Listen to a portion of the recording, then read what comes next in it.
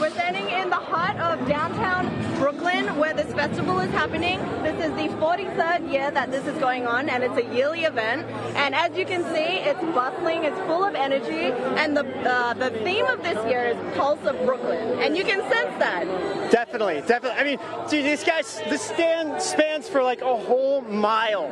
I mean, walking this thing is like ridiculous. It's so crazy. There's like 500 vendors. Right. I don't even run a mile on the treadmill, you know. This goes for a really long time, and it's like just dispersed with food, authentic and local stores that have been around for generations.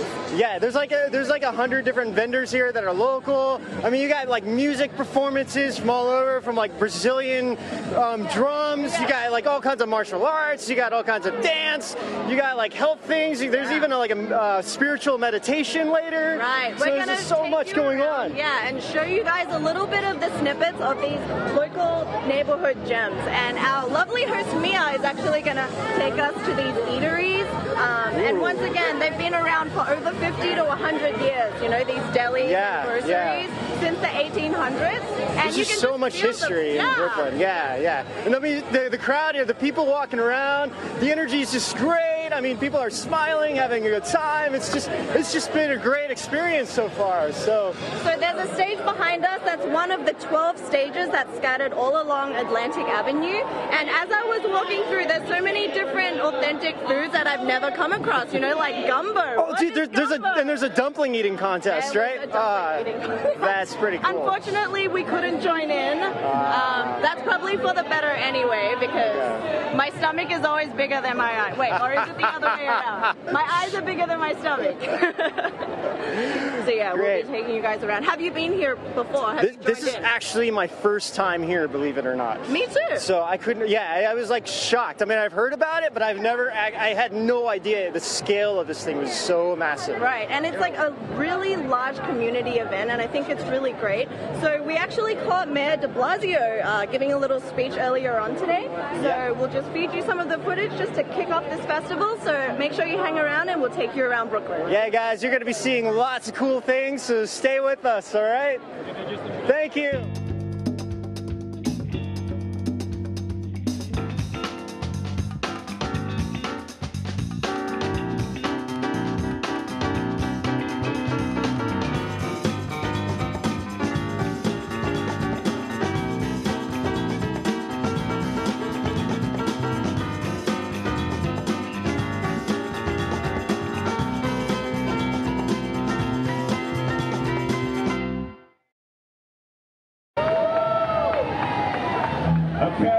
Just have to check the crowd. Are there any Brooklynites here? Yeah! You're lying because Brooklynites are louder than that. Are there any Brooklynites here? Yeah! There we go. Atlantic Avenue, one of the cores, the heart of Brooklyn. And Atlantic Antic gets better every year. Now, are we proud as Brooklynites? Are we proud of our values and what we stand for? I'll tell you what I think it means to be a Brooklynite. It means we believe in a place for everybody. Being in Brooklyn means you're not here to create a gated community and shut out the world. If you're a Brooklynite, you must love everybody else, because that's what Brooklyn's all about. A place for everybody. And we have to keep Brooklyn and New York City a place for everybody. This is the work we do every day to make sure people can afford to stay in their own neighborhood, in their own city. And meanwhile, my friends, we have a lot of challenges, and a lot of them are emanating from Washington, D.C., aren't they? But we don't change who we are because of what's happening in Washington, D.C. We believe in New York City in respecting all peoples, all backgrounds, all faiths, all languages, everybody. We believe that immigrants make us stronger. They don't take away, they make us stronger in New York City. So we will provide legal assistance to make sure families are not torn apart and people are not deported unfairly. We will never allow our good men and women of the NYPD, they will never be asked to be deportation agents for the the federal government. They will protect all communities. We will make sure that people who need help here in Brooklyn and New York City get it. Anybody who's facing illegal harassment or eviction by a landlord will get a lawyer for free to defend their interests. We'll make sure that children have an opportunity to realize their potential. Who here likes pre-K? Do you like pre-K for all? What do you think about we go the next step and we have 3K for all? Every 3-year-old a free early childhood education here in New York City, here in Brooklyn. We can do that. We can do that. So my friends, you can just look around you. Look around you at the Atlantic Antic. All of humanity. Look at the beauty of what you see around you. That is why I love my Brooklyn. That's why we're going to make sure Brooklyn remains a place for everyone. That's why we're going to defend the values of Brooklyn and New York City. No matter what's thrown at us, we are proud of who we are, and we ain't changing. Thank you, and God bless you all. 6, 5, 4, Go ahead. 3, I'm not sure. 2, 1. All right, so if you guys are just tuning in, this is NTD TV's live broadcast of the Brooklyn Atlantic Antic Festival, where the theme this year is Pulse of Brooklyn. And as you can tell all around us, people are excited. Oh, definitely. There's bongos playing. There's 12 little concert halls scattered across this 1 mile stretch of 12 concert halls. That's just crazy. I mean, 1 mile. This is insane. There's like 500 vendors here. I mean, this is like, I think like they're estimating about 100,000 people, if not more, coming here. It's just every crazy. year, thousands of people show up because there's all these local eateries, these local businesses that have been here for over like 50 to 100 years, and you know that's a really great community. It's like a community here. You feel part of something. Definitely. Like Brooklyn is really a part of that. It's like it's got a big, huge community, a lot of variety of different people, a lot of cultures, really rich in culture in Brooklyn. So today we're actually going to take you across to some of these businesses that have been here for a long time. And an example of that is our host Mia went and visited Luzzo's Pizzeria. Yes. And it's one of those generational local businesses. So we're going to go over and check out what they have to offer.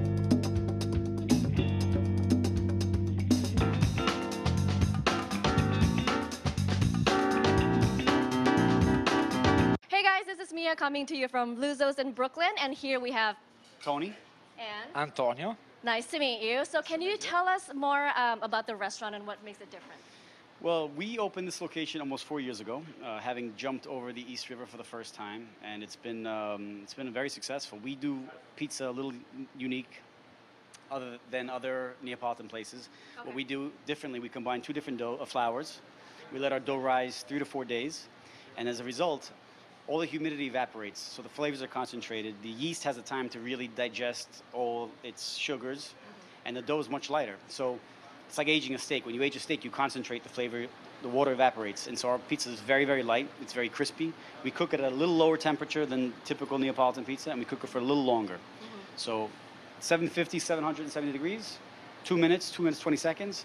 We have a fully cooked through pizza. You can hear when you cut it, there's a crunch to the crust, and that's what makes our pizza unique.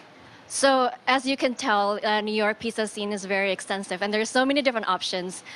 So what did you say that that's the kind of differentiation point that you guys have from other pizzerias around? Yes, so many Italian pizzeria, but our pizza is unique because we give, like Tony said, we give 3 days of raising of the pizza. Then all the yeast go out. You have a nice crispy pizza, and make our pizza unique. All right. This is the biggest difference that we have from the other pizzeria.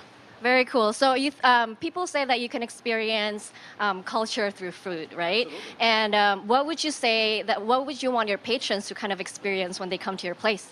I think with the pizza and with the food, what we do is typically Italian. We use fresh ingredients, try to get things that are in season, and don't mess with them too much. For example, our tomato sauce is really not tomato sauce. It's San Marzano tomatoes raw. That's it. Yeah. We add a little olive oil, a little salt, and that's it. It cooks with the pizza in the oven. So you take the best ingredients, don't mess with them, and let their natural flavors shine. And I think that's what makes us a good, typical Italian restaurant. We don't mess with us. We don't add a lot of garlic powder and oregano that people do to kind of mask inferior products. We let the products shine. All right, what about you? What do you want your customers to experience and kind of to enjoy when they come to your place? Of course, to experience the Italian hospitality, the way we do all the time, and experience the pizza and the wine list. We have a beautiful wine list. Tony is an expert about wine, and he can tell you more about it. I mean, wine. We're an Italian restaurant. You had mentioned the experience. We have only Italian wines on our list, with the exception of French champagne. The food should match what you're drinking, right? The terroir, let's say. Most of our products are imported, so they should match what the wine that we're serving. For example, pizza is born in Campania, in Naples. We have good wines from that area of Italy. They complement each other. Nice. Italian food, Italian wine, Italian people, Italian experience. Authentic experience. Can you tell us the top 3 most famous flavors here? Of course, the Luzzo's BK is one of the best sellers. It's a basic margherita, slice of speck. Speck is like a cured meat, smoked meat, and ricotta, truffle pate, and tomato and mozzarella, and make our pizza the best seller. After we have the square pizza, and the other one is the Charlie pizza. Okay. And then you said love. Is this the secret ingredient? Love. All of our pizzas have love. I mean, look at our motto, for crying out loud. No, that's awesome. Can you tell us a little bit more about the locations that you guys have? Is there anything different for each location? Yeah, so what we do is we've always tried to pick a location and adapt our look and feel to where we are. We never want to be a sore thumb or stand out of a neighborhood. We try to adapt our look and feel to what makes sense. This is Brooklyn Heights, Cobble Hill. It's a very neighborhoody feel. The place is very cozy. It's got a very warm, welcoming environment. All of our places are like that. We just opened a place in Long Island City called Levante. It's a younger crowd, it's a different demographic, and we've adapted the style there to match where we are there. We're opening another place in Brooklyn in a few weeks. Again, because of where that's opening in Gowanus Park Slope, we've adapted the style there to what is around us. So we want to fit into the neighborhood, become part of the neighborhood, not stand out awkwardly. So how do you balance between that and maintaining your originality?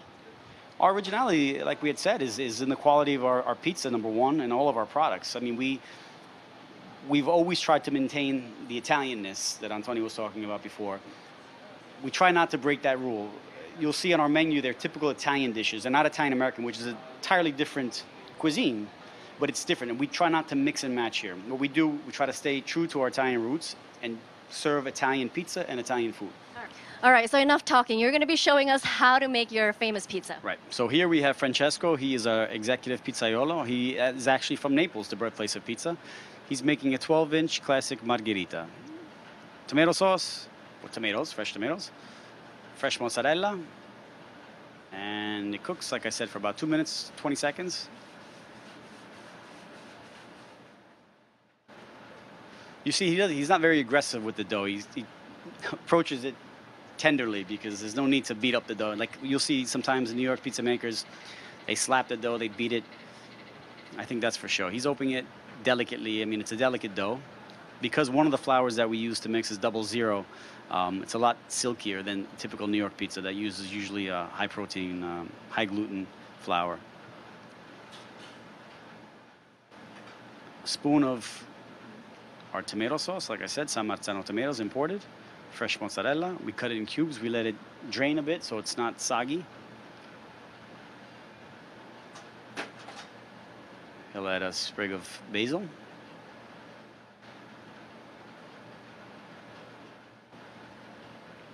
So this is the margherita pizza? This is the classic margherita, supposedly named after Queen Margherita.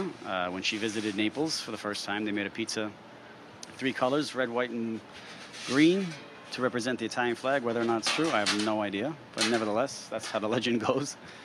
It's named after her. You'll notice he'll go in there, he'll move it a couple times, turn it around, because like I had mentioned before, the oven has different degrees, different temperature variations depending on where it is. So he has to keep turning it. So the face of the pizza faces the flame, the hottest part. So do you start from the hottest part of the oven, or how does that work? Yeah, he puts it in the back, close to the flame, which is very hot. You let it cook without touching it. He'll let it sit there for about 30 seconds, and then he'll turn it once in the same spot. If you move it around, so what happens when you put the pizza on the stone, it absorbs the heat, and the temperature drops. If he were to take that and move it to another spot, it would burn the bottom because you're taking it from partially cooked to another hot spot. He keeps it there, he just spins it once, but in the same spot. So that temperature now has adjusted to the dough. And so he'll cook it, facing it, he'll turn it again. And then right before he pulls it out, he'll lift it up so it's close to the dome, which is the hottest part of the oven. And he'll kiss it a little bit with some smoke, pull it out, he'll cut it, and if you notice, you'll hear the crunch when he cuts it, because it's actually cooked through. Like traditional Neapolitan pizza is chewier. It doesn't cook fully through. I mean, as a matter of physics, you can't cook fully through dough in 90 seconds at 900 degrees. You just char the outside, which is a different style. We've adapted our style to meet what we think is a better pizza. Like I said, we cook at a little lower temperature for a little longer time. It's cooked fully through, cooked evenly through, and it's noticeable. And when you taste it, and the crunch, and then when you digest it, it's easily digested. And the whole process takes about how long? From start to finish, 3 minutes. This is in real time. How long did it take him? 3 minutes? It takes him about 45 seconds to open it, 2 minutes and 20 seconds to cook it. So, I mean, no more than 3 minutes. And it's crunchy on the outside and chewy on the inside? It's light and fluffy on the inside, but you see the dough's, the crust is fully cooked through. You see the color? And that is a Neapolitan margherita pizza. You hear it, the crunch? You hear the crunch when he hits the crust? That's our signature. You can hear the crunch as he cuts it because it's cooked. Gonna try a slice? Can I? Absolutely. It's meant to be eaten, not to be adored. All right, best part. How do I take this? Just... You take it with your hands. It's pizza. Yeah. I'll hold your mic. How about right. that? You take the slice that you want. Deal? We're taking turns now. Switching places. Oh no. It's hot? really hot. Well, it's a pizza, crying out loud. It just came out of his 800-degree oven. Be careful. Are you nervous to be on air? It's your first time? No, I'm so hot. Wow, it's really good. Okay. The dough, like you said, is pretty light, and it's really crunchy. Can you hear me? Can you hear the sound that I was making? I can hear you. I'm standing right next to you. And then, I don't know, it's just really light, and when I think about pizza, usually it's like, it's heavy, it's doughy, it sits in your stomach. Our pizza is very light. And it makes me full after my first slice, but this is good. No, you can eat a whole pie yourself. We're switching. Now I'm doing the interview. Should we find out about that? No, I'm just kidding. No, but this is great. So, thank you for your time, and thanks for watching, guys. We'll see you next time. Okay.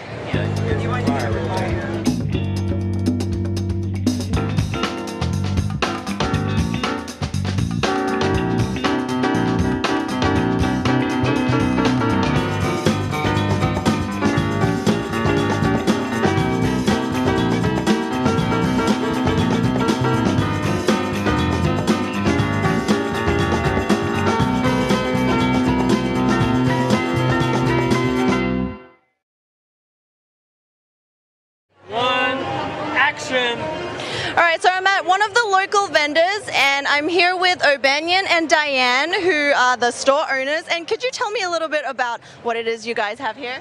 Well, all that stuff is handmade, and the name of the company is Woodcrafts by O'Banion, and all that stuff represents our culture that is missing and what we're learning about, and it's also employment. All right. And you do everything from mirrors to clocks. Like, who comes up with these designs? Well, some of them are Adinkra symbols, which are from Ghana, but we make the symbols, and they all have different meanings. For example, this one is called Sankofa, which means to return back to your culture and to find who you are. Oh. And we have it's called Agia Nami, stands for the omnipotence of God. God is almighty, God is always present. And the first piece I ever made was Africa, and I put all 54 countries on there. And when I was doing the festivals, I didn't see Africa, so I said, what can I do? And I started making Africa. And the mirrors are our specialty because they're for the self-esteem of black women, that we give them images of themselves of natural coarse hair. And so all the women, from girls to grown women, love the mirror. So every piece is unique and has a meaning, you know, it's connected to the culture. So what's the process of making something like this? What goes into it? Well, I buy a sheet of wood, or either I use recycled wood. It could be a tabletop, it could be a cabinet, or it could be a sheet of wood. And we sand it, then we cut the shape out, and we do it in stages. And so one day we'll work on putting the lines in, which are the borders. The next day I may work on putting the countries, and then the next day my wife will put the finish and the shine on it. All right. So how long does it take to construct one of these for you? Well, we do it in stages now, so I may do 10 at a time. So it may take about a day for us to get all the processes done. It's like an assembly line. It's like an assembly line. Right. Yeah. And how many years have you guys had the stall at the Brooklyn Atlantic? I've been doing it for a long time, for about 16, 20, maybe 20 some years, but we've been doing the business for about 30 years. Yeah, that's awesome. It's representing your culture, you know, like people don't know much about it, so it's really all positive energy. Most people that walk by our stand, they just stop and they always talk about the energy they feel, how good they feel. And they smile, they laugh, and they just enjoy it, and we're putting this out in the universe. Yeah, that's a great, one of these like local businesses. Do you guys only have the store, or throughout the year you guys? We just mostly travel. Really not local though. But we're actually from Camden, New Jersey, one of the poorest cities in the nation. Right. But we travel a lot. Right. All right. Well, thank you for speaking with me. And thank you very much. Thank you. Okay. So that's just one of the local stores that we have here at the Brooklyn Atlantic Antic Festival. As you can see, all bright colors. So yeah, there's a lot of cultural elements, there's food, there's displays, there's bongo drums, there's decor. So that's just one of the things, and we're gonna head over to another little fun segment now.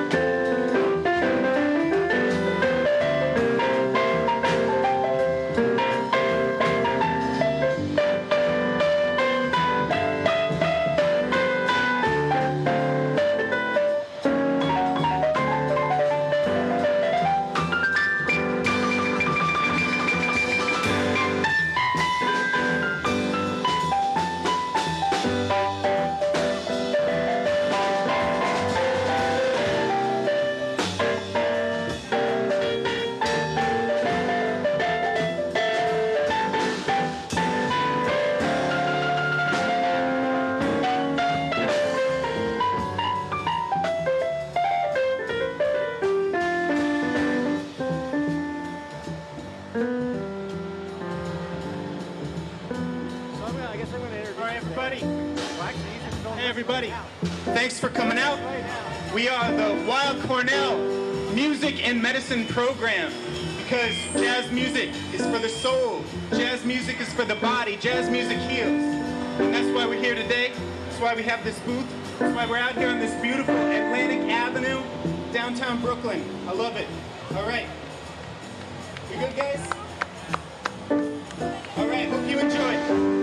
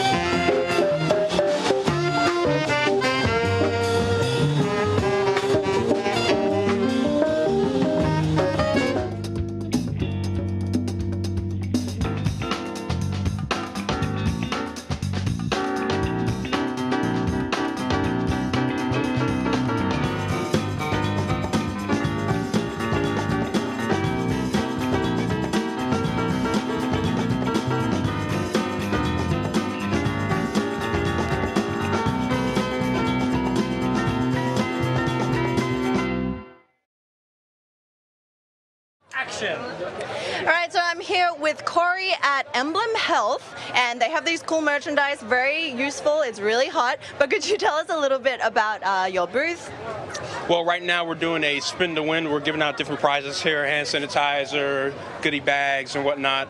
So we're also getting the customers aware about our benefits that we offer. We offer dental benefits for our customers and also medical benefits. Okay. We are Medicaid approved right now, and so if anyone right now is qualified for Medicaid, they can sign up for Emblem Health here in New York City. We're in all 5 boroughs. Okay. So, yep. All right, so what is this, sorry? The spin the wheel? This is the spin the wheel, spin to win. So you have lip balm here, and whatever they land on, they can get. So.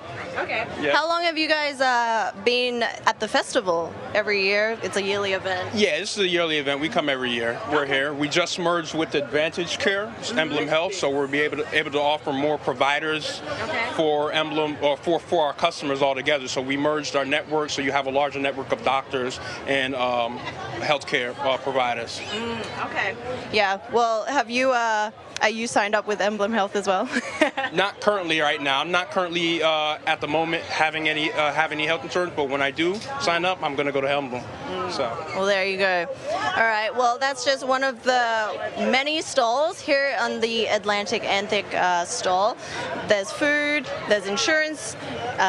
So yeah, check out the rest of the parade. Thank you.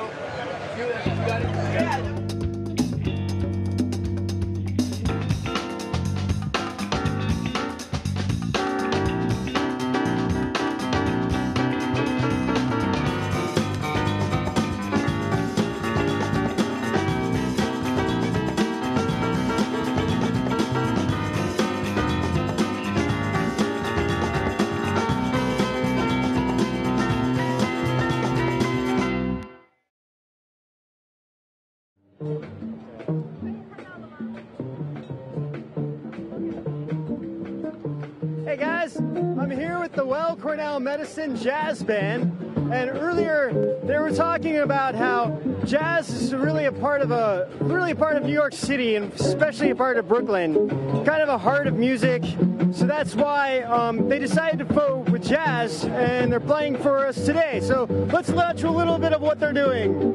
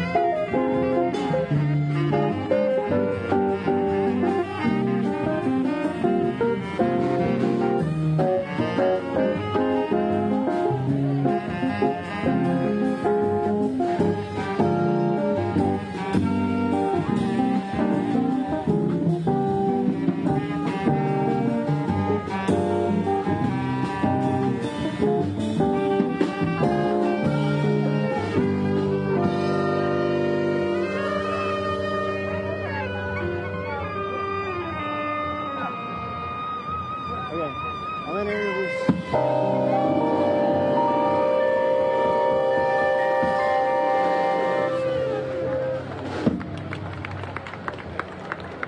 guys, that was the Weill Cornell Medicine Jazz Band, and earlier today we were showing the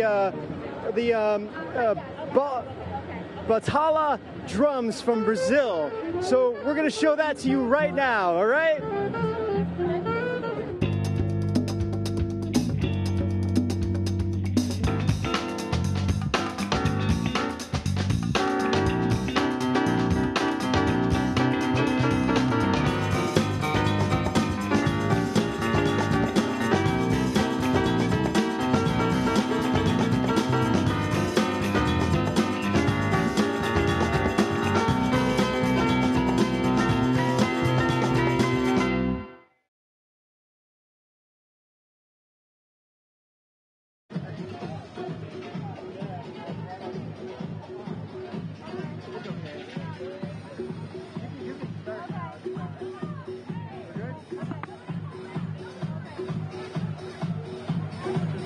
Be able to move for this. Start recording. No, they record over there. Check 1, 1, 2, 1, 2. Check 1, 2, 1, 2.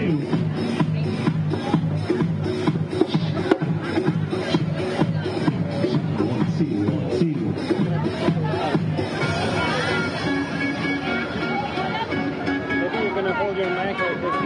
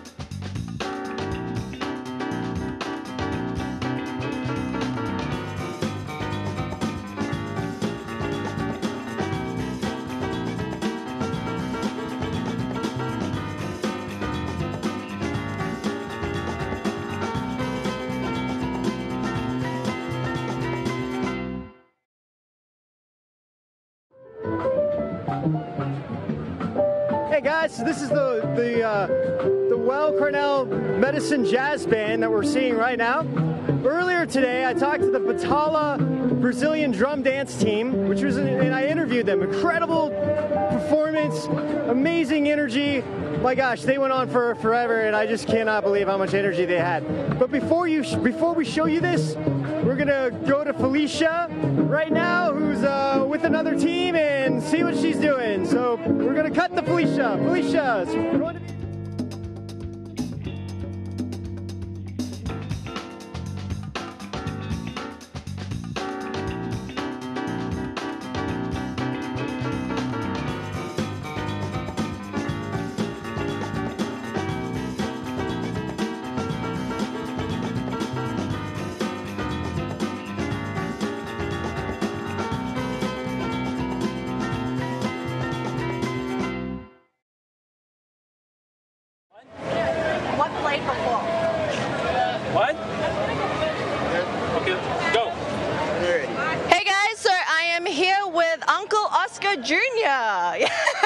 and they have this stall, the jerk chicken stand. Can you tell me a little bit about what jerk chicken actually consists of? Jerk chicken is a specialty of Jamaica, and basically what they do is it's a rub, it's a marinated rub that's put on both your chicken, your pork, your shrimp.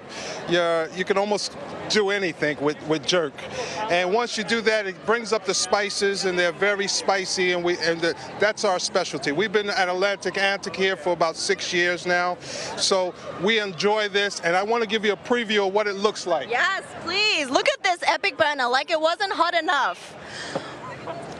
Whoa, look at that chicken. So what actually goes into the marination process? The marination process is that the chicken is marinated for at least 3 days before. I won't tell you my recipe because it's just almost like KFC. You know?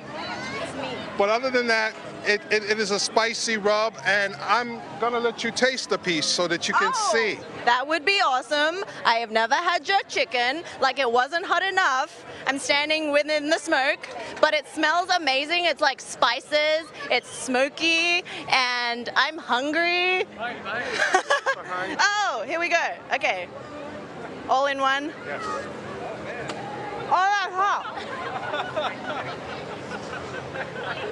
I'm not committed. But you can tell me. You can tell me. Can you taste the spices now? Not just the hotness, but the spices. Oh, that's hot. That was home. You take over. I'll take over. Okay. Okay. Here at NTD TV, we like to share. Thank you. Thank you. Junior Low. We're going to go to Junior Low. Mia at Junior Low.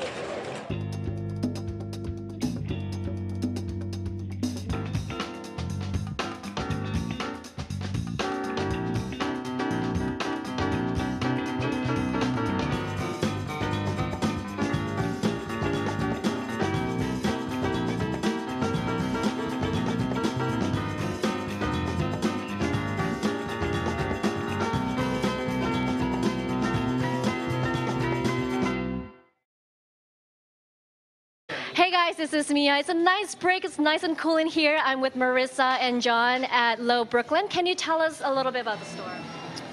Sure. It's 5 years old now.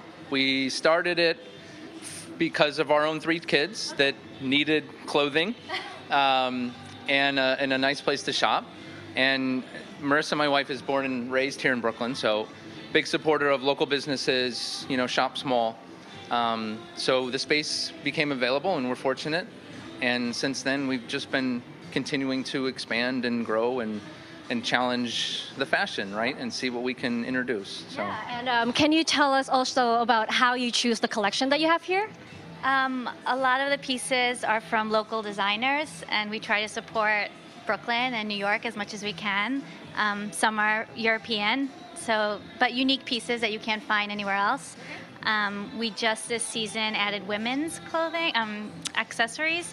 I'm a jewelry designer and have a shop locally also, so I brought in some jewelry here, some purses made here, and we're hoping it just adds to the feel of the kids. Very cool. Now, do you want to show us the pieces that you really love? Well, this is a new awesome bag for winter, furs in, faux fur. It's made in Red Hook. Kempton is a designer.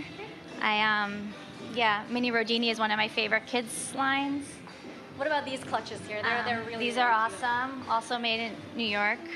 I feel like there's a price point for everybody, and it's great for the holidays, gift giving, everything. Now, earlier you said that you're kind of inspired by your kids, and they need clothing, and so you decided to do this. Do they get a say in what you're storing here in the part of the collection? They know what they like. They certainly know what their fashion is and what their look is and all that. So they're definitely part of that sense of buying, right? When you think about the kids side especially. And it's good graphics, it's content and stuff that can wash and wear and repeat, because they're gonna spend a lot of time in it and really treat it and love it. So they're a big part of that. Yeah. You seem to be really well versed in this. Is there? Do you want to talk a little bit more about the trend in kid clothing these days? Yeah. So graphics are heavy. Certainly, things that are good colors, prints. I've got a couple really good lines, Mini Rodini, Molo, they're European. I've got a local designer, Chili Ortega, that does really cool Brooklyn prints and bridges and all this stuff. I've got, very proudly, a limited edition collaboration with Mini Rodini and Adidas. This is the only store space in Brooklyn that's carrying it. Everything else is online and in Europe. And that's again, heavy, typical Rodini prints, but on the Adidas tracksuits. With the bars and the shoes and the hat. So it's really, anyone who knows those two brands and sees it together, they're doing some really cool stuff as far as collaborations go. That's really cool. Now, what are some of the most important things that you're looking for when you're choosing clothing for your kids? Comfort, that they're going to wear it. So things have to be soft. That they wash well, cotton, just good materials. It's not. Yeah. What about you? Do you have any? Yeah, I mean, the mindset is you take it off and you throw it in the wash and then you throw it in the dryer, right? So it's got to be able to last. It's got to be well made, ethically made.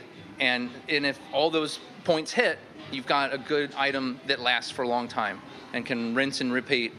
And the kids love it because they've got their graphics. And on the smaller labels and the local stuff, it's really one of a kind. It's that very sort of, condensed concept of getting something that you've got that one shirt that has that awesome print or that tracksuit, and you're going to wear it, and it becomes your whoopee. You know what I mean? It lasts for as long as until you grow out of it. Nice. Well, thank you for your time, Marissa and John. Yeah. Thanks for watching, guys, and back to you.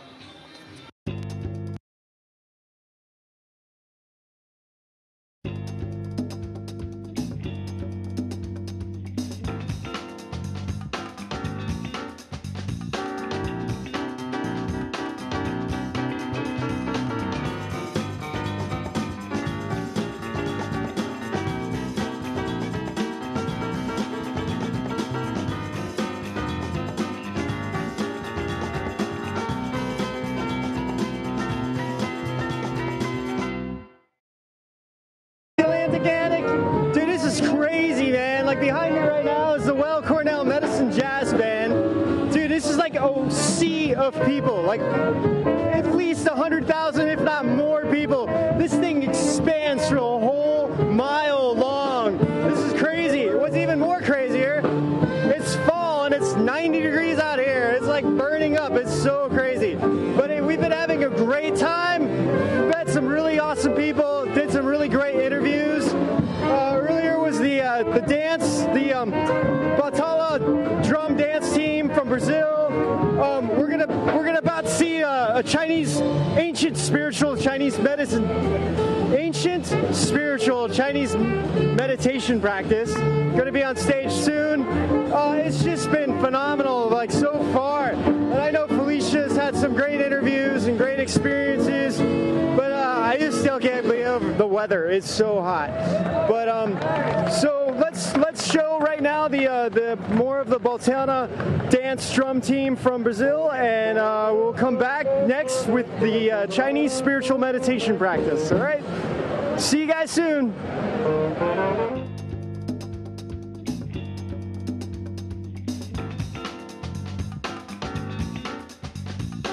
Hey guys, I'm with Eva here. We just saw performing some crazy drum beats. So tell us a little about like what does this mean? Like basically the drums. What does it mean to you? Like what is the background? Yes. Well, we're playing the music of Salvador, Brazil, and for me, music is my life passion. For a lot of women in the group, this is sort of a supplement to a job where they don't work in music, but I work in music. But none of my music jobs can get into my soul the way this music does. So every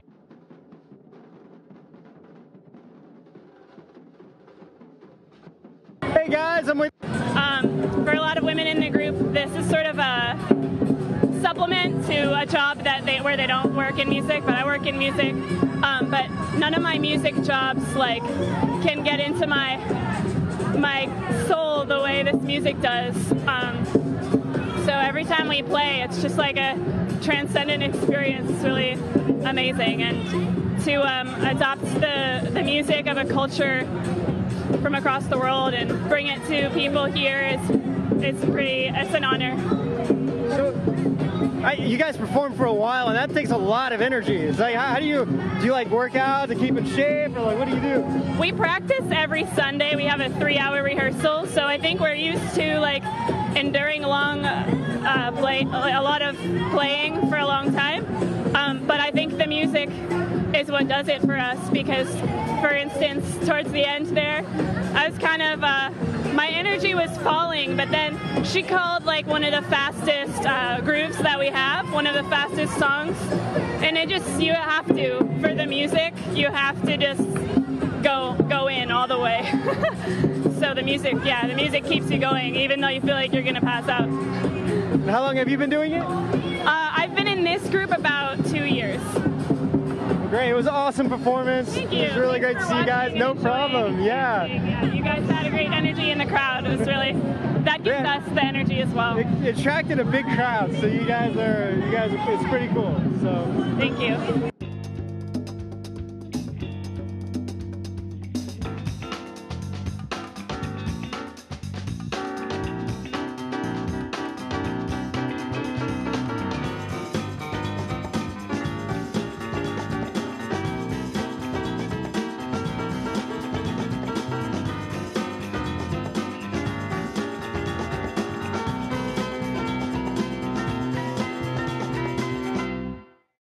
Hi guys, welcome back. I'm Felicia, and this is the 43rd Annual Atlantic Antic Parade. So right now we have some musical entertainment. Can you guys tell me what you guys are doing here? Just drumming, just fun. Just chilling, doing some drumming. What's this instrument? And having fun too. Having fun. Have you guys been here all day? Just came. You just came. All right, so what is this? Can you tell me a little bit about the drum? This is called djembe, and it's from Senegal. Okay. Who taught you guys how to play? Ourselves. We've been drumming for 2 months. Okay. Is there some basics that you had to learn with, or is just kind of the feel or whatever you want to do with it? It's 2 parts, the middle and the edge. Okay. And then how do you know which one to drum? My father taught us, all of us. My father. Okay. Are you guys related? Are you brothers? Cousins. Cousins? Yeah. So when do you normally play the drums? Is it a festive kind of thing? Yeah. Yeah? Can you play us a little thing all together? Yeah? Okay. And you're his sister, right? Yes. Yeah? Do you love playing this? Yes. Yeah. Is it hard? A little. A little? How long did it take for you to learn? 2 months. That's not long. All right. So are you guys ready? Show me your best little musical, yeah, I'll stand over here. And whenever you guys are ready, show us what you got.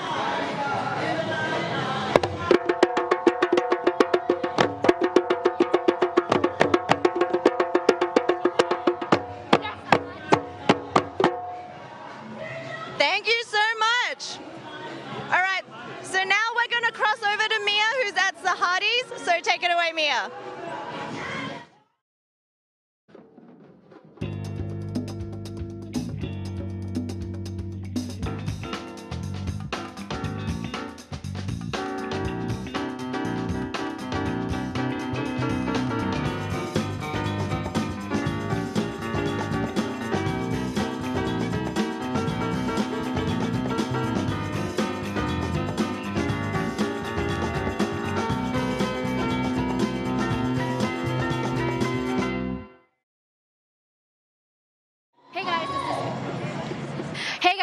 This is Mia. I'm back again. Hey guys, this is Mia, and today, well, right now I'm at Sahari's. This is a Middle Eastern and Mediterranean grocer. Yep. Are you a grocer? You're a distributor? You're everything. We're everything. We're a specialty food store here. We do our own manufacturing, so we house roast a lot of our nuts. We do catering out of our kitchen. We do full service Middle Eastern, from importing it ourselves to selling it on the floor. So speaking about catering, I think that's, you recently won an award from the James Beard Foundation. How exciting was that? It was amazing. It was an amazing experience. It was unbelievable even to be in the company of the James Beard Award winners.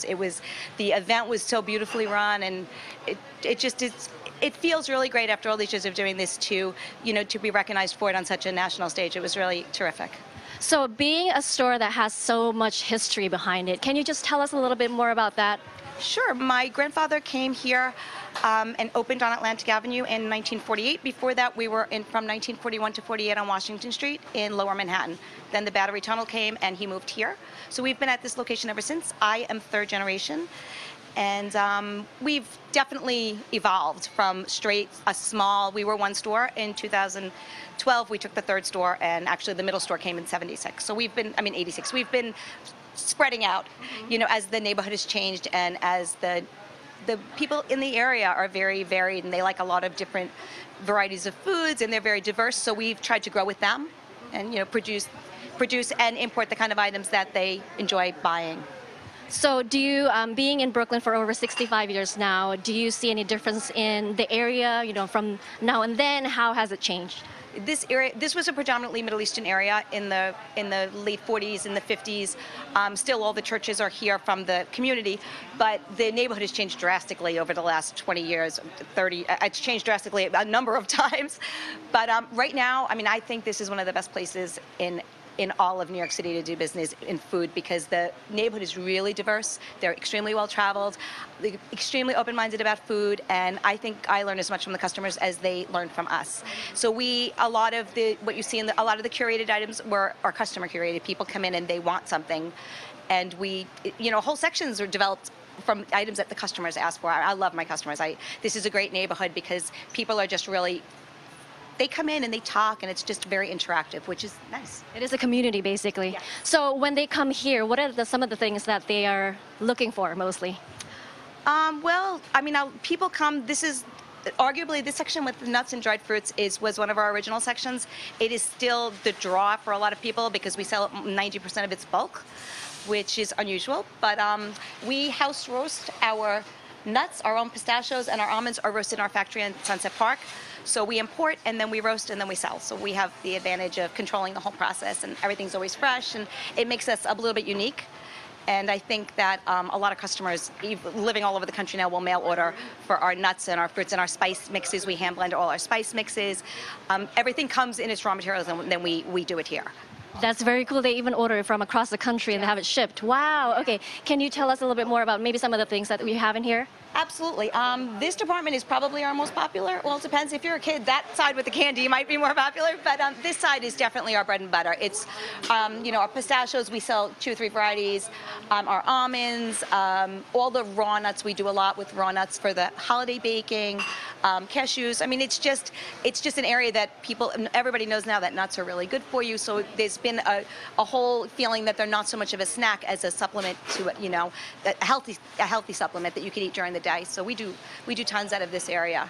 It's funny that you mentioned that. Do you think that with times and people recognizing different kind of foods and what's good for you, what's not good for you, and things like that, do you see a change in the pattern that the things that people buy? Oh, without a doubt. In the last 5 years, we've started to go as much as we can to unsweetened fruit, as much as we can to unsulfured fruit.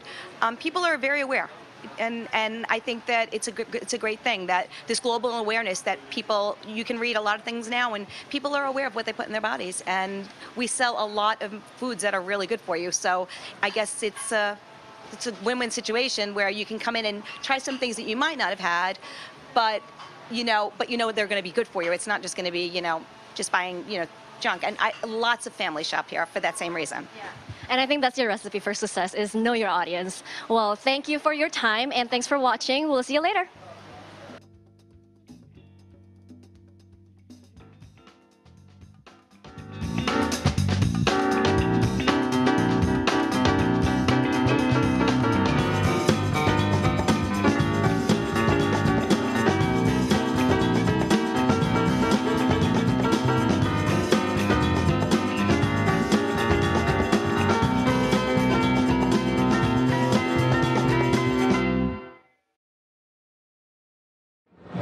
Hi guys, I'm with Eric and Heather right now, and I'm sorry, where are you guys from again? Are you live in Brooklyn? Yeah, we live in Brooklyn. Yeah, in Brooklyn. And so what do you think of the event so far? It's been amazing. It's been a lot of fun.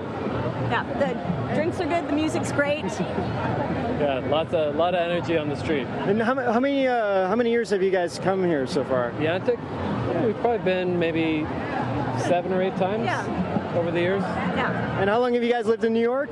18, almost 18 years. Yeah. And what's your favorite borough? Brooklyn. It's Brooklyn.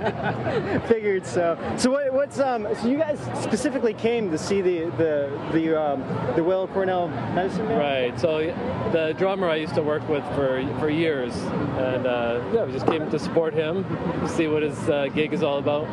Yeah, they sounded great. That's great. So what are you guys going to do next?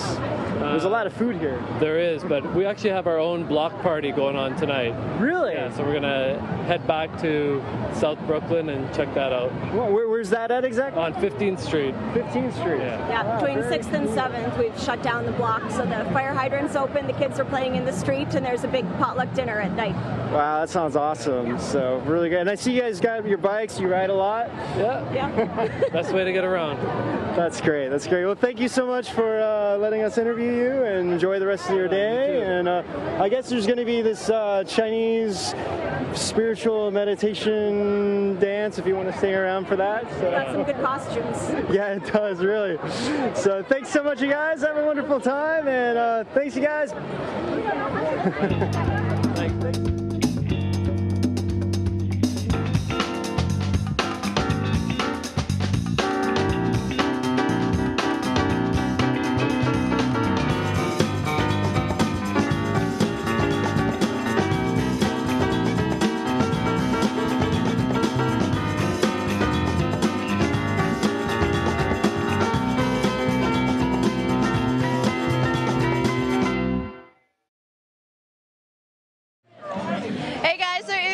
Just tuning in, this is the 43rd annual Brooklyn and Atlantic Antic Festival, where a bunch of food vendors, dancers, different non-profit organizations all come together in this community event every year and put on this festivity. So you've already seen a couple of the vendors, like the Luzzo's Pizzeria, who have been around for generations, and it brings this whole community vibe. It's in downtown Brooklyn, which is where I'm standing right now, in the hustle bustle of, in the middle of it, and there's music playing. So it's just a really great event that people can participate in. They come from all over the world, and it actually stretches over 1 mile across Atlantic Avenue. I mean, as I said before, I don't even exercise distances that long, so walking down all here, it's like so many visual cues. It's like a sensory overload, and there's so many different smells and spices.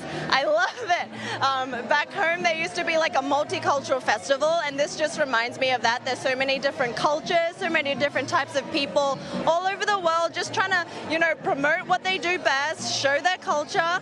And so right now, I'm standing maybe halfway through, still have a lot to get through. There's about 12 different stages where people do dancing, they do some singing, they play like saxophone and drums. We just talked to a few children who did that. And people do this just out of their own passion, so it's really awesome to see them do that. And no gumbo, bro. Meditation. Dafa meditation. So yeah, we even have things from Dafa meditation. So we're gonna cross over to the Falun Dafa meditation group, who's one of the vendors at the festival today. So let's check it out. Divinely inspired, the traditional belief lies in the oneness of man and the cosmos, and the harmony between the man and nature. The way to achieve this oneness and harmony is called cultivation of mind and body. The cultivation practice was prevalent in ancient China. That's why Tai Chi and meditation were very popular in China. It was ancient wisdom that one's professional achievement was determined by his level of cultivation. For example, in the old days, scholars would meditate before studying in order to attain a tranquil mind. Falun Gong is a genuine, holistic practice of mind and body. Its teachings are rooted in the traditional Chinese culture. The exercises and principles help people to cultivate their mind and body and to assimilate with the cosmos. This makes Falun Gong a very effective practice in improving health and They cannot hear the introduction, so they hope you can introduce something. In China in 1992. It is now practiced over 100 million, by over 100 million people in 72 countries in the world. Falun Gong's main book of guidance has been translated into 41 languages. Falun Gong teachings are free of charge and can be accessed at falundafa.org. Is the music ready yet?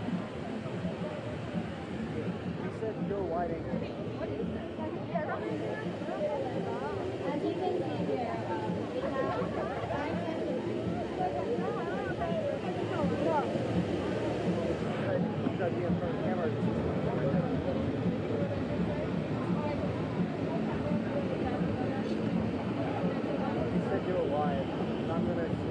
So for those of you who just joined here, we are demonstrating Falun Gong exercises over here, and then later followed by the waist drum dance performance. So we hope you stay for a little while and enjoy the performances.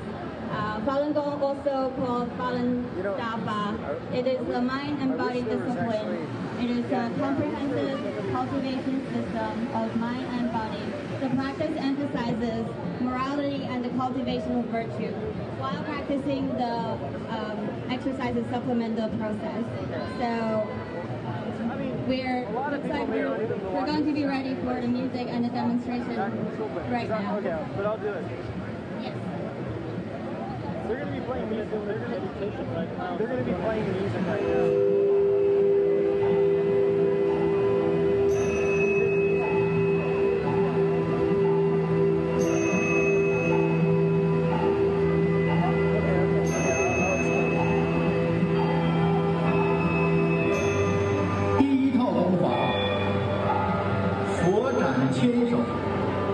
So exercise Buddha stretching a thousand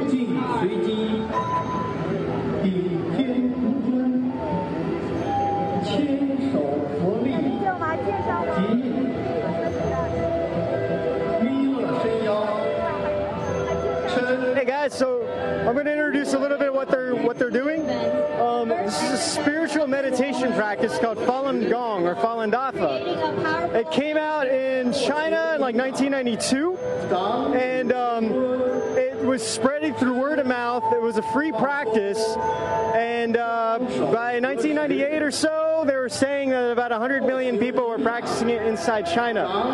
So right now, they're doing on the floor. They're doing a sitting meditation.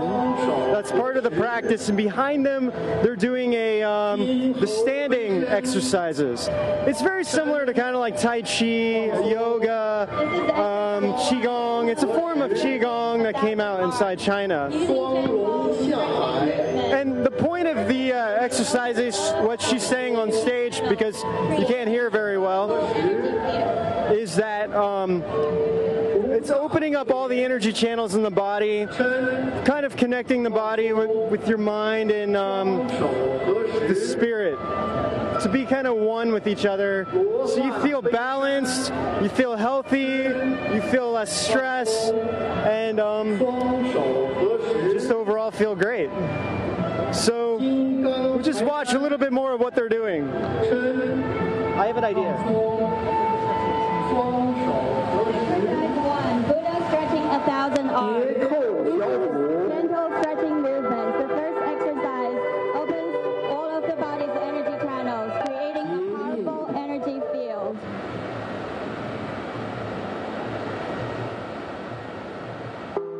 第二套功法，法轮桩法，生会真力，容心清体，寺庙四物，法轮出体，双手结印，两手慢慢抬起，头前抱轮，十指相对，两臂抱圆，两掌与眉同齐，慢慢放下，腹前抱轮，掌心向上，十指相对，两臂抱圆，两臂慢慢抬起，头顶抱轮，掌心对向头顶，十指相对，两臂抱圆，两侧抱轮，掌心对向两耳，全身放松，叠扣小腹，双手结印，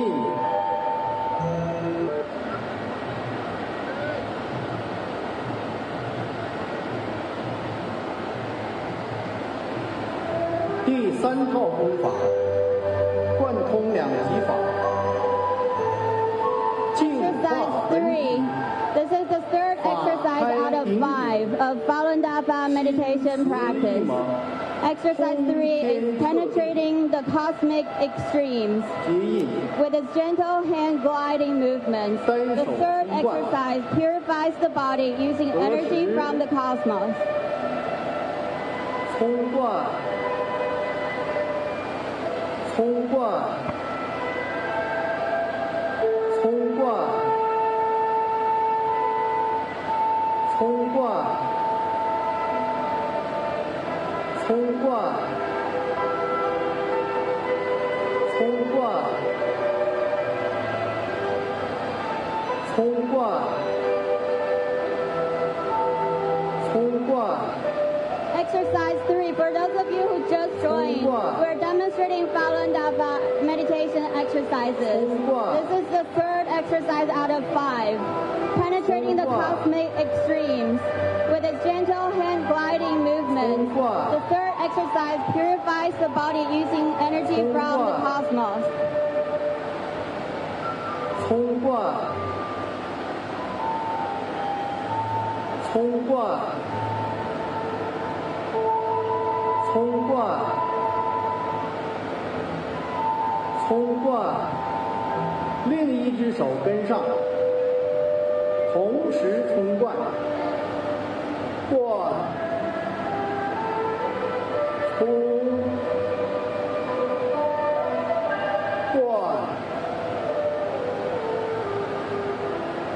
冲，冠。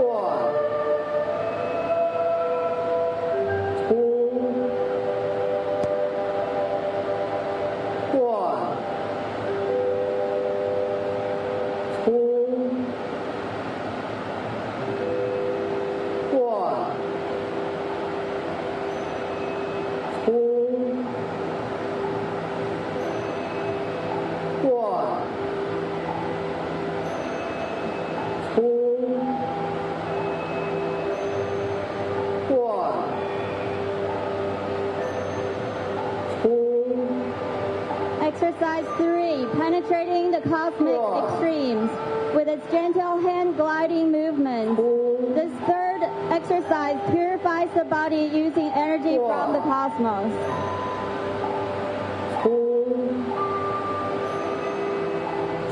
手下来，顺时针推动法轮4次。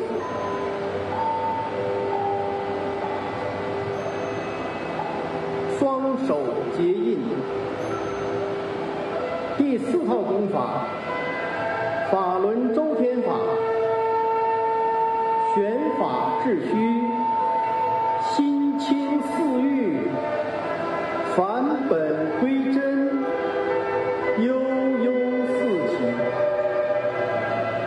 Exercise 4. 双手结印。 This is the 4th exercise of Falun Dafa meditation practice. Exercise 4 is Falun Cosmic Orbit by gently placing the hands over the body, front and back. The 4th exercise rectifies abnormal conditions in the body and circulates energy. 随机下走，绕脚1周，从体后上来，双掌把能量带入两臂，拧掌，过头，随机下走，两手离身体不超过10公分。 This is the 4th exercise of Falun Dafa meditation practice, the 4 out of 5. And it's called Falun Cosmic Orbit. By gently placing the hands over the body, front and back, the 4th exercise rectifies abnormal conditions in the body and circulates 双掌把能量带入两臂，拧掌，在两臂的 Also, I would like to mention these gentlemen in the front, they're demonstrating the 5th exercise of Falun Dafa meditation practice. So that's the 5th called reinforcing supernormal powers. 拧掌，过头，随机下走，从体后上来，动作要缓慢圆。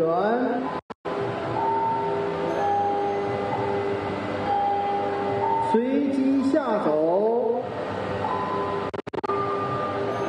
从体后上来，转空拳，能量带入两臂，拧掌，过。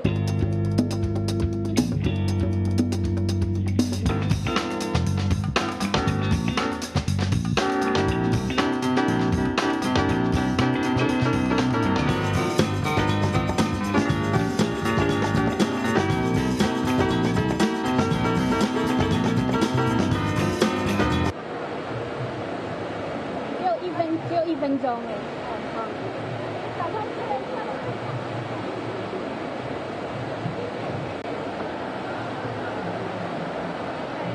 The waist drum dance is part of traditional Chinese folklore and is commonly seen as various Chinese festive occasions.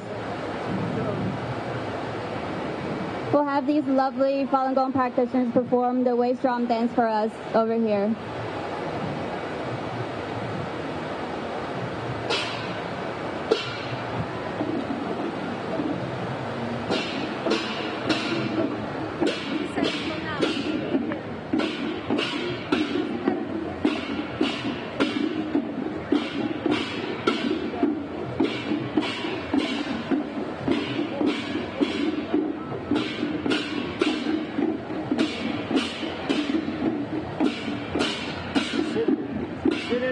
Some of the practitioners, though.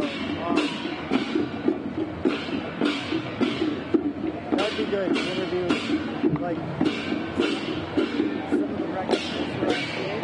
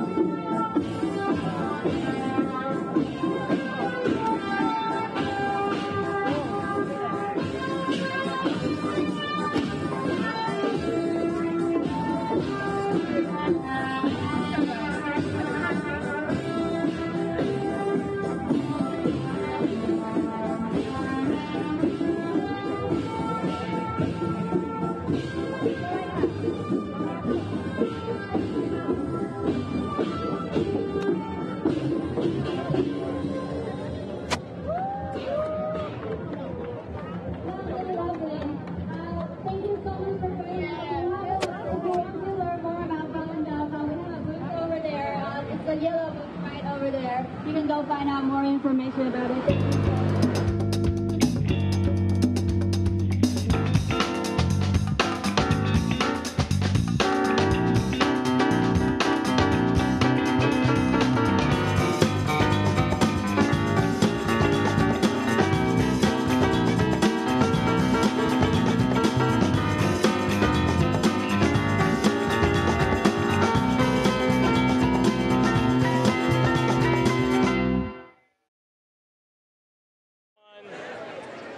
Hey guys, so it's Felicia and here at the 43rd Annual Atlantic Antic Festival, and I'm here at the petting zoo. So just before you guys saw the Fallen Dafa meditation and the waist drums, really great musical, you know, there's all these different festivities going on. So right now I have these cute little rabbits and my assistant here has given me some food to feed them. I actually used to have a pet rabbit. It was a mini lop. It was a little bit smaller than this. I'll have to fight some children. Hello! Hi! Do you want to feed it? Oh my god! Look at this! Do you want to feed the rabbit? Yeah? No cash. There are these cute little dwarf rabbits, and I'm surrounded by cute little children. It's too much. Oh. And then over here we have some donkeys, or are they ponies? So let's go over and feed them. I'm sure they're quite hungry. Let's see. This one's nice and white. Hey, buddy. Would you like some food? Ah, oh, God. Oh, God. Okay. They're hungry. Definitely hungry. I think they also ate the paper. Their mane is actually quite coarse. You know, they look really soft. It was always a dream of mine to ride like a Shetland pony, but they're so cute and they're so obedient. So there's about 4 different ones, and across the street there's also, you can ride them over there. So we'll get over there a little bit later. Let's feed another one, see if they're hungry. Oh, and behind me, our little friend Babe, the piglet. This one just looks like it's been eating all day, no doubt. Let's see if it's interested in some more food. Yeah. Get in there. Yeah. All right, so this is the petting zoo, just one of the many entertainment pit stops along Atlantic Avenue. And the children are having a good time. I mean, it's for all ages. You know, there's food and drums and dances for the adults, and then there's also jumping castles and petting zoos for the children. So yeah, back to Ben. That's all here from the petting zoo.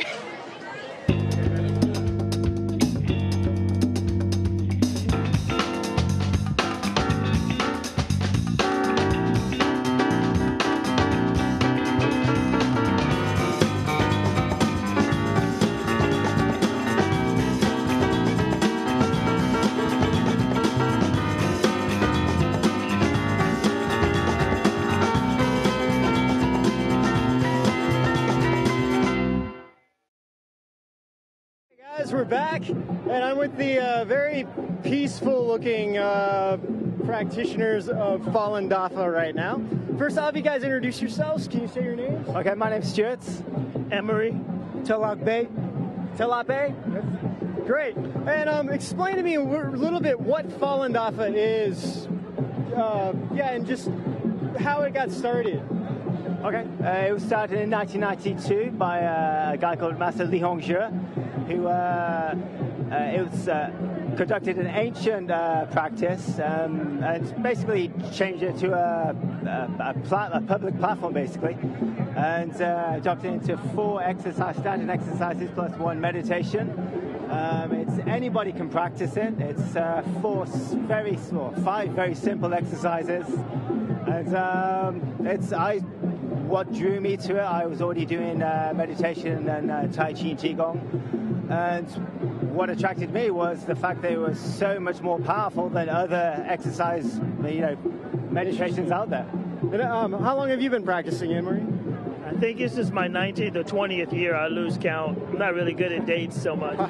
And what has it done for you? I mean, you've been practicing for a long time. Well, I mean, it does a lot of things, help, I would say, first and foremost, increase circulation and, mental calm, I mean, nowadays it's kind of hard to find. I could definitely use that myself. Yeah, some solace, something that genuinely you can dig into that doesn't hurt you, you know what I mean? So I would say the Falun Dafa, the deeper you dig in, the more you get. And I've been meditating, for about 19, 20 years, and it's never let me down. Wow. And what about you? How long have you been practicing? I've been practicing for about the same time Emery's been practicing for 19, 20 years. Wow. I started in 1998 in Central Park, and I moved to Prospect Park, and I've been practicing at that particular site since then, for 18 years. Yeah. And so this is like banned in China, right? Like, what's the story behind that? Like, why is this? It's banned in China because before the persecution, I think it was 1998, it was actually welcomed because people were getting healthier. They were showing up at the workplace. There were fewer people being out of work. People were more diligent. But then I think the concern was that there were so many people that were practicing that the concern was that it would, I think, overshadow what, the government was trying to get people to do. So you're telling me right now, if I were to walk in like Beijing and perform the exercises, I maybe get arrested? Yeah. That's crazy. For doing exercises. So you're telling me if I go like this, like what you guys are doing, I would be arrested. Yeah, keep going. Yeah. So let's see if I can do something. They're looking for you now. They're looking for you now. This is crazy. I mean, so what's the so I see like this truthfulness, compassion, forbearance. Like, tell me a little bit about what that is. Okay, so the principles of Falun Dafa are truthfulness, compassion, and forbearance. So it's about being a better person in society. It's about developing yourself spiritually and being more tolerant. In a society, if somebody rubs you up the wrong way or annoys you, normally you would reach out or lash out and be angry. But Falun Dafa teaches you not to be like that. It teaches you to look within and find out your inner problems and resolve them inwardly instead of acting aggressively. Wow, that's great. So that's really wonderful, you guys. I'm glad that it's really working. And you know, it's really great. So I have to try it myself. I need some calmness going on right now, especially in today's world. So, okay, guys, thanks so much, and back to Felicia or Mia. Sorry, I'm not sure which one it is, but one of the lovely ladies goes.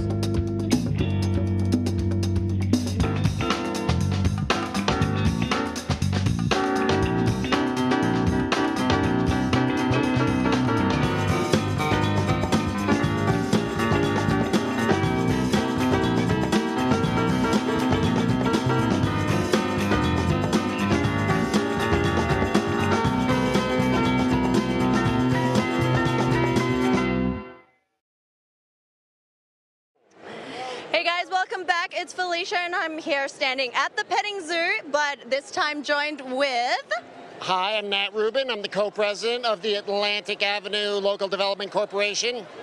We put on the Atlantic Antic every year for the last 43 years. Yeah, that's a really long time. What goes into organizing an event like this? You know, you have to section off the entire avenue. Yeah, well, first you hire a great person. A great team. It starts with a great team. It starts with a great team. This is... Hi, I'm Tammy Ben-Eliezer Baxter. I'm the Executive Director of the AALDC, Atlantic Avenue Local Development Corporation. This is my 4th year producing the Atlantic Antic Festival. It's so great to have NTD here filming for us for the first time. We're super honored to have you here. Yeah, we're really excited to cover this event because so much going on. So are you guys in charge of selecting all the vendors and stalls and things like that? How much has it grown over the years? It's grown a lot. It started out just merchants from the Avenue.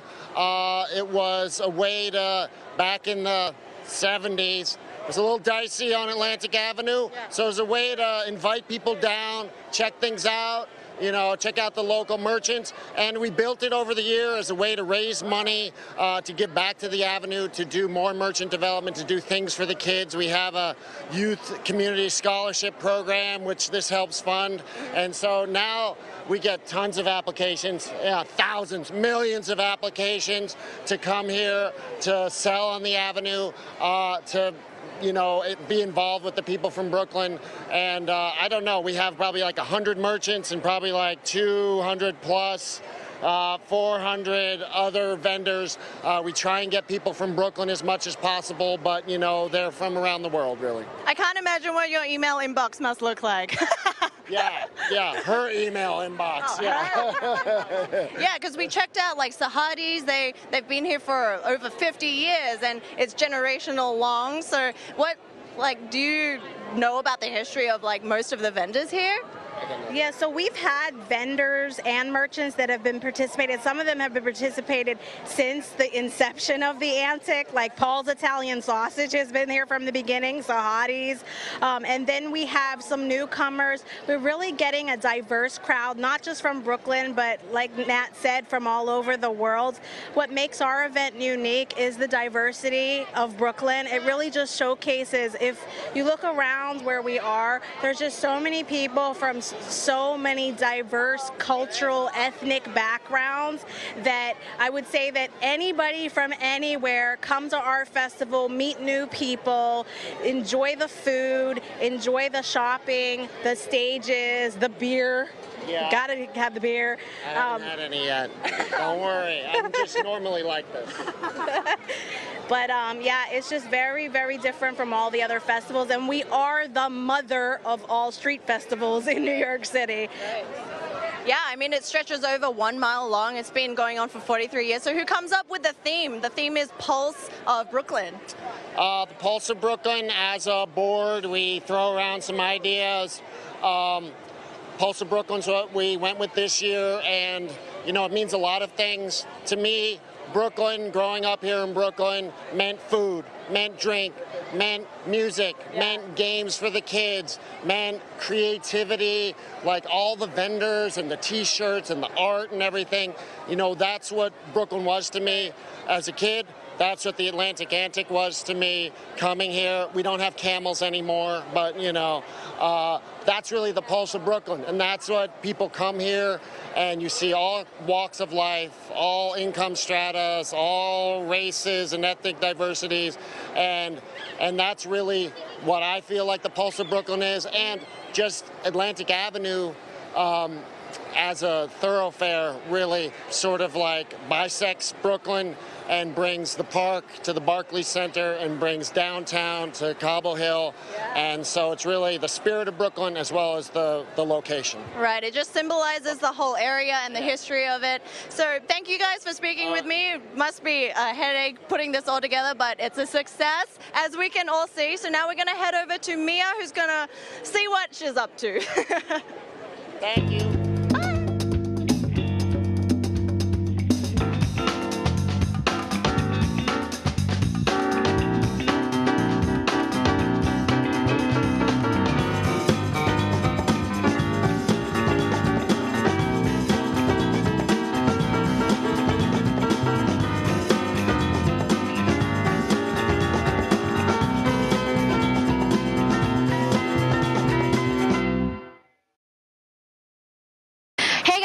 This is Mia. I'm back again here with Gus and Tony from Damascus Bread and Pastry.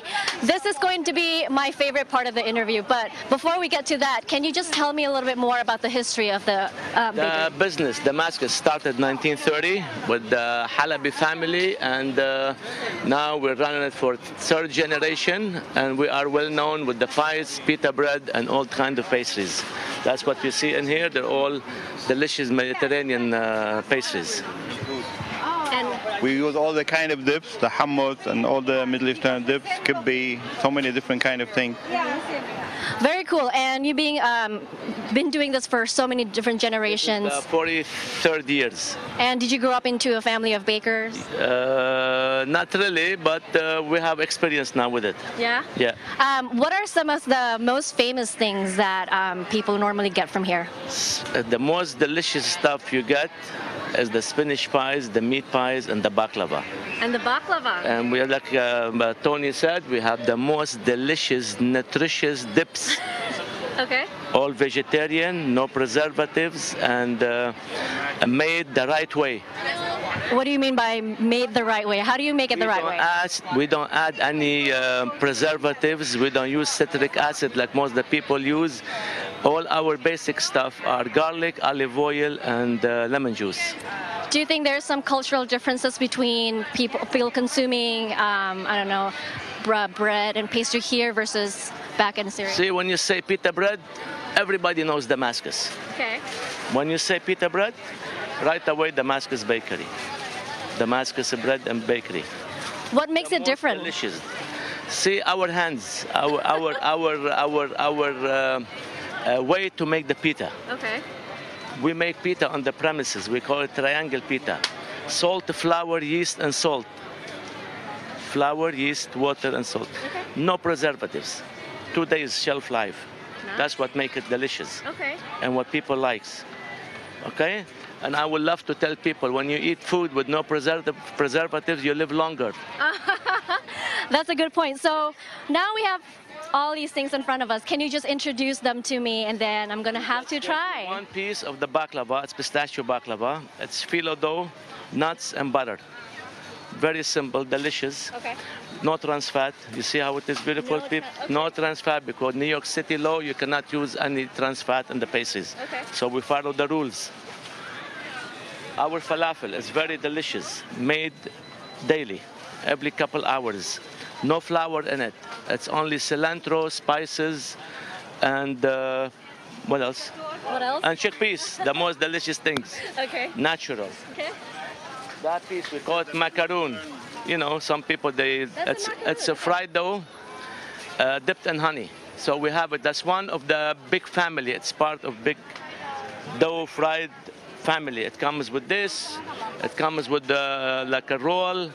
It comes like a crispy flour, and it comes one with the like a pancake dough with the walnuts and cheese. All right. So they're all delicious. Now shall I have a bite? You should, please. Help yourself. All right. And let me know. I shall find out. Make sure that, look.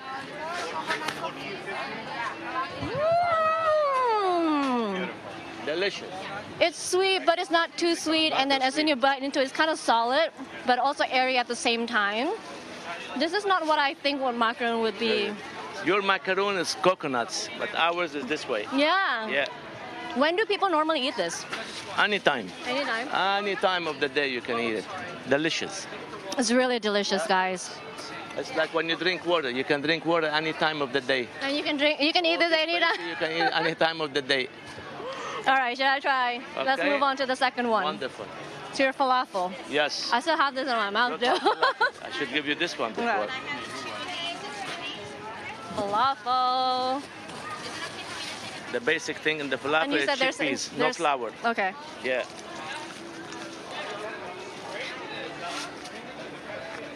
Oh, wow. This one we serve it in a sandwich. So the sandwich comes like a pocket pita with lettuce, tomato, pickle, onion, red cabbage, hot sauce, tahini sauce. So it's very delicious. No flour, and it's very vegetarian and delicious. You're right. And I've had falafel before, and it was really dry for me, but this one is perfect. See? Yeah, because they put flour and it makes it dry to hold. But our experience to make the falafel with no flour, so it still holds and delicious. What am I doing? Okay.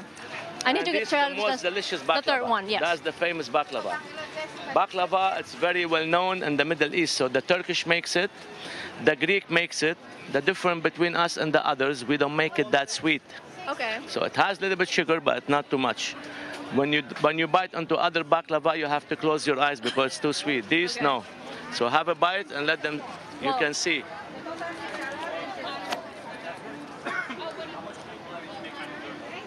See how nice? Delicious. Okay. When I eat this, you said I don't have to close my eyes. Exactly. But I'm closing my eyes for a different reason because it's so great. I expected it to be just more crunchy and dry, but this is actually really fluffy and it's like eating a pillow. Exactly. Here we go. That's my what goodness. the filo is.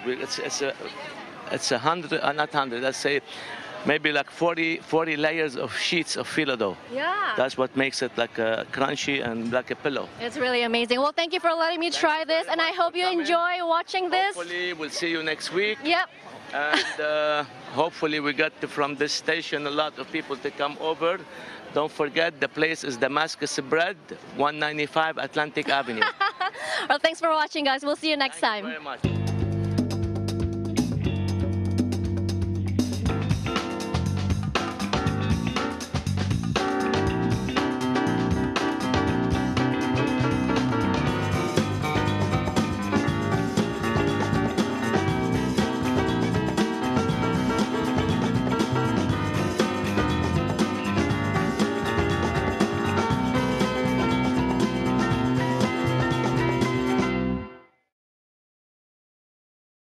Hey guys, I'm with Ashton right now, and tell us a little bit about yourself, Ashton. How you doing, guys? My name is Ashton from Brooklyn, New York, born and raised, 25 years old. I'm just out here to enjoy the festival. Wow, so you're a true Brooklynite. Wow, that's born awesome. and raised, yeah. So I see you watch the Knicks a lot? Love the Knicks, you know. I mean, born and raised in Brooklyn, but before the Nets, the Knicks has always been my team, so gotta show love always. Oh, that's awesome. And how many years have you been out to this the Antic Attic? Honestly, this is my second year being here. The first time I was here was about 6 years ago. Wow. Yeah, wow. So it's nice to come back and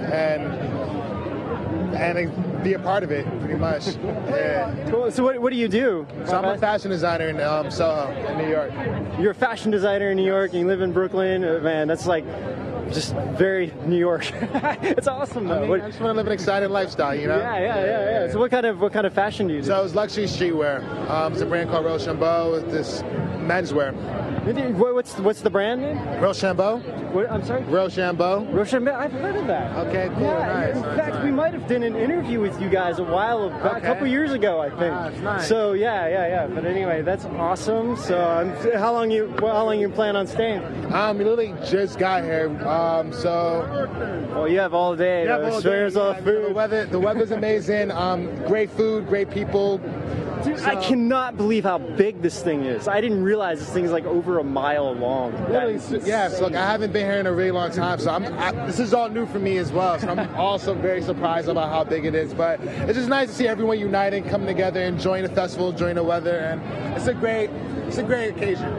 Great, man. We'll have a wonderful time. Thanks so much for being a part of being interviewed. And great, man. So Felicia, back to you guys. And this has been great. So thank you.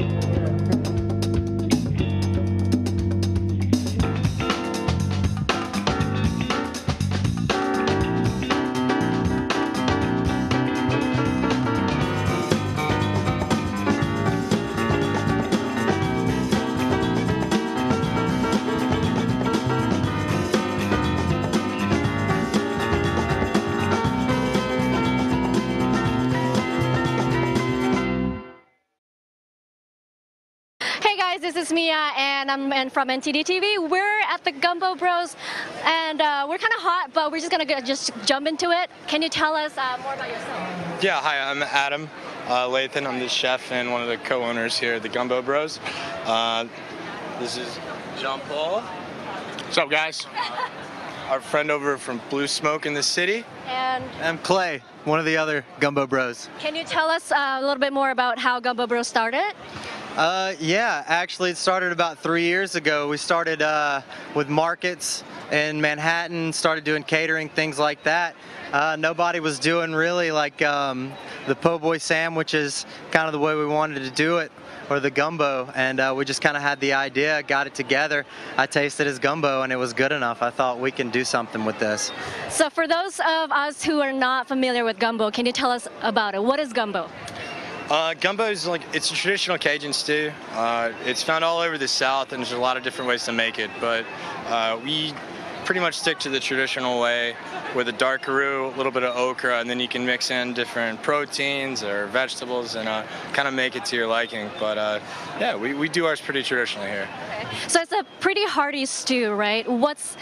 Can you just put anything that you like in it, or is there any essential ingredients that have to be in there? I mean, that's a hot debate, but it sort of depends on where you're from, how your family made it. It's very it's an important cultural dish in the South, so it depends on what region you're in.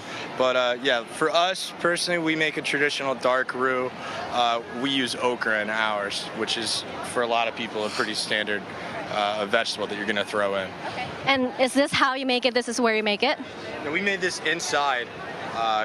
This took us about, I don't know, 8 or 9 hours total with the stock and then the roux and then mixing everything together. So Jean-Paul was nice enough to provide us with some nice smoked pork for the event. So this is a 3-pig gumbo that we're doing. It's got andouille sausage from Louisiana, a little bit of smoked tasso ham, and then some pork shoulder that we brought over last night that he smoked for us overnight. Very nice. And I heard that you have something interesting in the grill over there. Can you show us about it? Yeah, for a walk. Yeah. I guess we can go in here.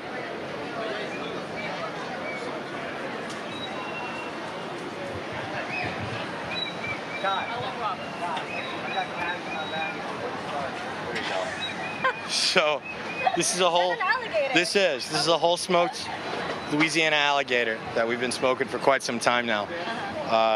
Yeah, we just give it a light seasoning and just let the smoke do the rest of the work. So we're gonna take this, break it down, and put it into some jambalaya that we made earlier. Oh wow! And how long have you had this again in the grill?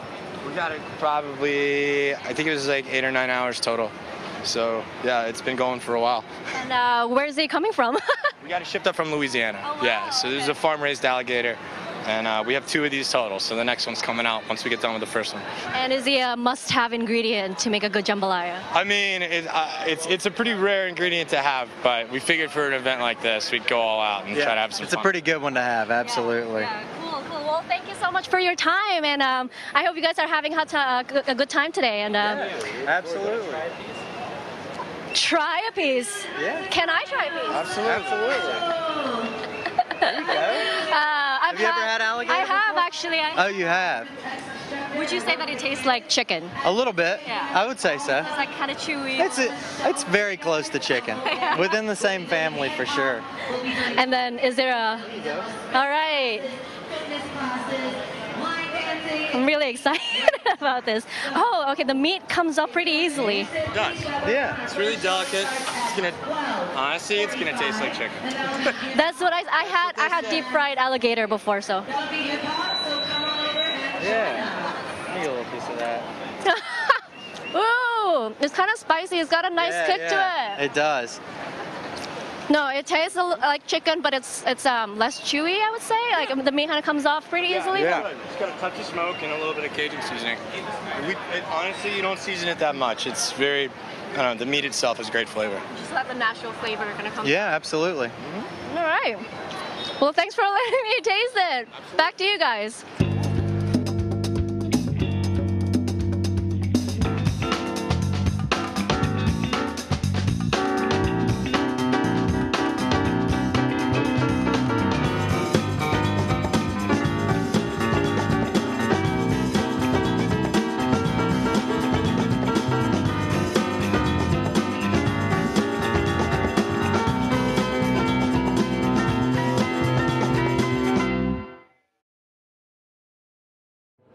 Hey guys, I'm here with deep fried ice cream. This is pretty crazy. Can you tell me a little bit about it? We started this business back in 2011 in Midtown Manhattan, and we've been doing that ever since. And everybody love it. Everybody always like, what is fried ice cream? Why does it not melt it? What's the secret? So we're like, buy one and try it. It'd be awesome. So how does this, do you actually fry the ice cream? Like, wouldn't it melt? So how do you do this? We have the ice cream already battered up, and then we put in flour batter, coated breadcrumb, and then you deep fry it. So outside is hot and crunchy, crispy. Inside is frozen cold ice cream. Wow, that is crazy. That is so, go ahead, we'll film you guys doing this right now. And you have different flavors too, right? Yeah, we got 5 different flavors here, usually in the street fair. And at the store, we have 8 different flavors. 8 different flavors. Wow. And where are you guys located again? We are located at 37 Orchard Street, Lower East Side, Manhattan, near Chinatown. Wow, that's awesome. This is like such a special treat, you guys. This is crazy. So I got one right here. Let's try this, see what it's like.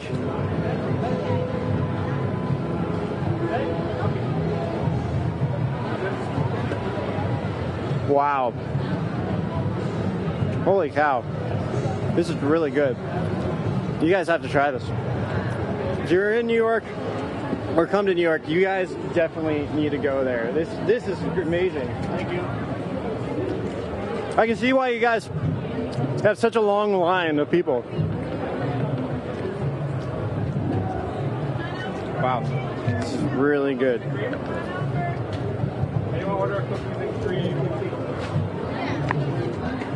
Cookies and cream? So which flavor is this? Cookies and cream. Cookies and cream. Man, this is so good. I could easily eat this whole thing. Wow. What an interesting idea. Yeah, look at this line, you guys. This is like massive line of people. Actually, it's not as long as it was just earlier, but they have a lot of people here. Excuse me. Great. Good? Thank you. Thanks so much, you guys. It's great.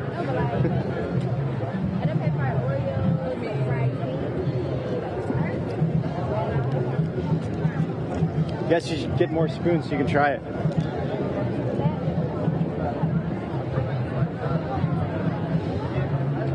This is really good.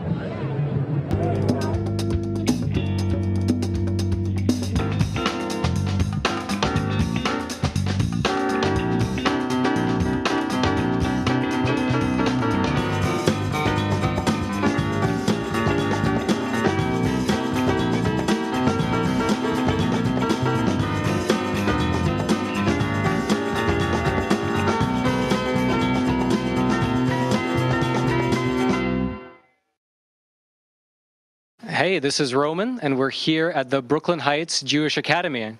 Right now, it's the Jewish year of 5,778, and we're with Marina and Rabbi Raskin.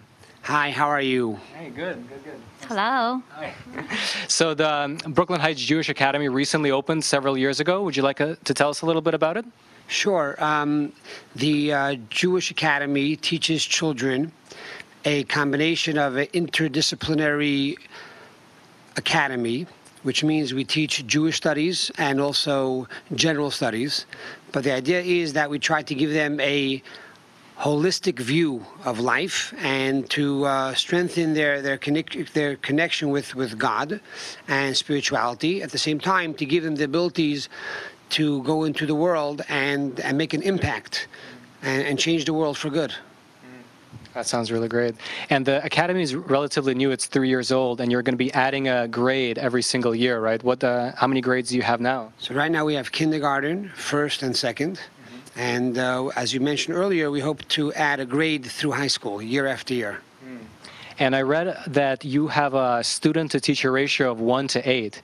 What do you find is the benefit for the student of having such a ratio? Well, King Solomon states that to educate your child according to their way. By having a small ratio, we allow the children to grow and to develop according to their own potential. And the teacher has the time and the patience to deal with each child on their own level. And therefore, we hope to bring out the best of every child. That sounds great. And I've heard that a good Jewish education really sets a child up for success by giving a very good moral foundation and building up the character. Can you talk a little bit about that? Well, we know before God gave us the Torah on Sinai, for 7 weeks we had to prepare. The idea is that derech eretz kadma laTorah, which means ethics and values, to be nice to people, to be cordial, to say thank you and please, etc., etc. This is all part of the education that we are imparting to the children. It's not only about knowledge, but again, as you mentioned earlier, the holistic education, the way you treat people, the way you act with people, the way you try to make tikkun olam, to make the world a better place. This is all part of the package. That sounds good. Sounds like what the world really needs right about now.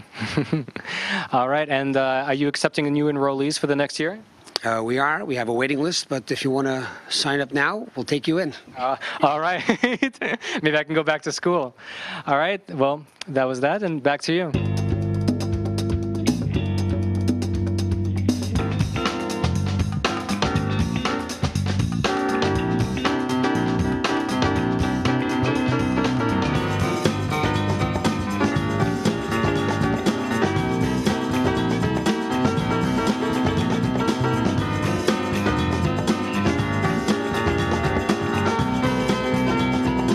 Anyway, this has really been amazing. But so this is pretty much closing up right now. We've had an incredible experience, from martial arts to Batala drums. We had a Chinese meditation, a jazz band performing. We have like over 100,000 people here.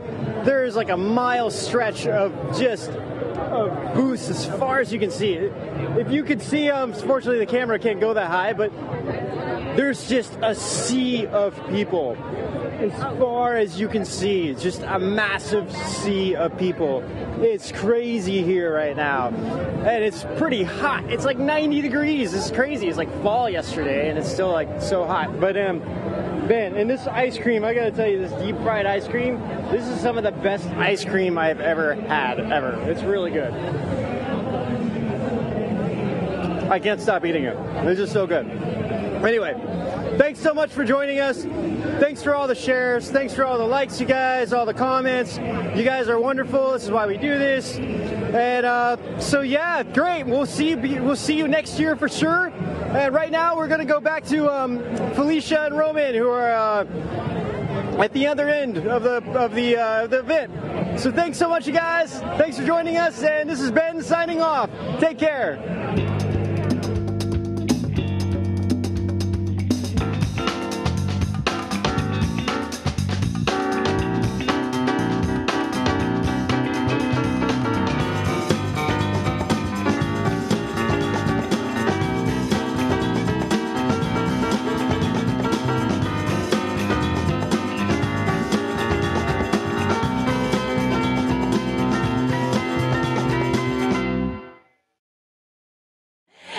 It's Felicia again, and I'm joined back with our lovely host Mia, who's been around town. Good luck all over America. So as you can see, the party is still popping. We've been here for 2 hours broadcasting for you guys the Antic Festival. beautiful. So how was it meeting the business people and then like hearing about all the history it has? Oh my gosh, it was great. It's really interesting to see how a lot of them have been involved in their family business for generations, and still being able to maintain the originality of the, like, you know, their grandparents. Like, it's just so cool to see. And being here for 2.5 hours, I feel like I haven't really seen everything here. Like, it's crazy. There's so many different things to do. Yeah, like all the vendors are on both sides of the street, but it never stops. There's always some like visual cue. There's some like smell. There's like everything. It's just filled to the brim. So I'm really glad that we could join, because this is our first time here joining in Brooklyn. So do you think you'll be back next year? I think so. I feel very welcomed here in the community, and it's just so great to see how many people have come out on this very fine day. I mean, it couldn't have been a hotter day. I mean, it was perfect, but just look at my hair right now. This is some dew with the alligator as well. Oh my goodness, the alligator was the highlight of my day. Like, I did not expect to see that. When he popped that open, I was like, wait a minute, that's not a pig. It's not. What was the texture of it? It's different. Okay, it tastes like, well, the texture is kind of like fish, but a little bit more solid than fish. But you can see like the meat just kind of comes off really easily. So it's, I don't know. I'm so jealous. You are? We should go back there and then try it. Yeah, I've also never had gumbo or anything like that, so I'm definitely gonna go back there, check it out. Really happy to have been open to all these like different cuisines as well. Like jerk chicken, had a little bit of taste of that. Sorry, it was really hot. Was not counting on it to you be. You did not expect that.